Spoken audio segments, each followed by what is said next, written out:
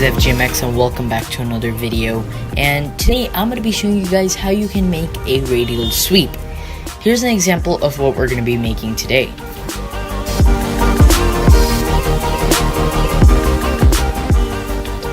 Alright, that was pretty cool, wasn't it? But here's the catch. That was all just one layer. Here, let me reveal that to you. See? This is just one layer and it can do this radial sweep perfectly. And today I'm going to be showing you guys exactly how you can do this. So let's get started. First thing you want to do is create a new composition. We'll make this 3 seconds long, 1920 by 1080 and 60 FPS. So first thing we want to do is select the ellipse tool. Now we want to remove our fill and instead keep a stroke. Now the reason we're keeping the stroke is because we want to use the trim paths effect, but we want to make it look like it's actually a fill rather than a stroke, because if we make it like this and we add a trim paths, it's just going to be a stroke. However, if we make the size of the stroke the same size as the stroke, then it'll look like a fill, but it's actually a stroke. Now what this allows us to do is add a trim paths effect. And now what we can do is we can adjust the start and end properties like we would be able to do with any other stroke.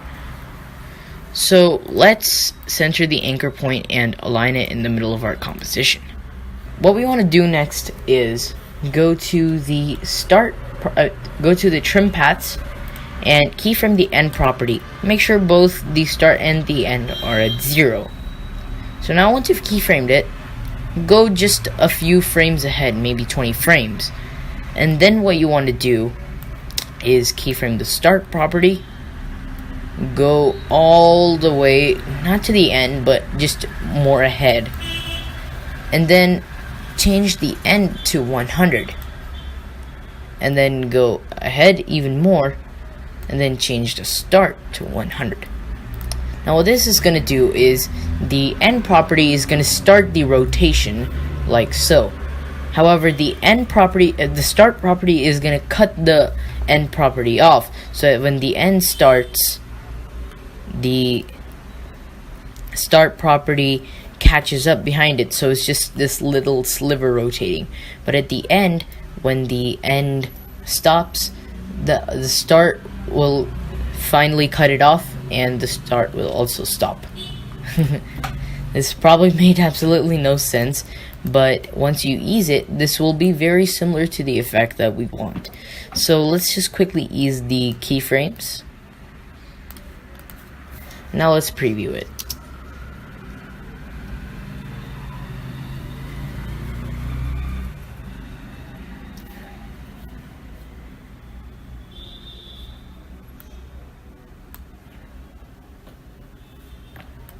So make sure you adjust it how you like, because after this it'll be really hard to edit all of them. So now what we want to do is take ellipse 1 and duplicate this, and keep in mind that it's in the same shape layer. It's not a separate shape layer, so it's within one shape layer. And this is the trick. It's actually all part of the same shape layer because it's just different groups within one shape layer. So what we're going to do is go to the next one, and we're going to go to the size property, and we're going to increase it just so that there's no gap in between the two. So as you can see, there shouldn't be a gap like this. So let's just remove the gap. There we go. And what we also want to do is go into our trim paths keyframes. We're going to delay it by two frames. So 1, 2, and as you can see that difference right there. Next thing we want to do is just keep doing that until it fills the screen. So go into the size, adjust the size until you get good and no gap. And then again go to trim paths and adjust it by 2 frames. So just keep doing that, and once you've got that, then you basically have the finished effect, which is this one right here. So that's basically the end of the tutorial, because it's not much of a thing. So one last thing I would like to show you is how you can put this into real world use. So let's take our shape layer here. Now we want to use this kind of radial sweep in another project of mine, let's say an intro, and we want to reanimate all the keyframes and have to do all of that. So all we need to do is go inside the contents, go to select the top one, and hold shift and select the bottom one. And now once you've done that, all of them will be selected, and this is and all these 12 ones, or how many ever you need, those are what basically take up this entire thing. None of these other ones matter. So what we're gonna do is go to right click on all of these. Once all these are selected, go to animation, save animation preset.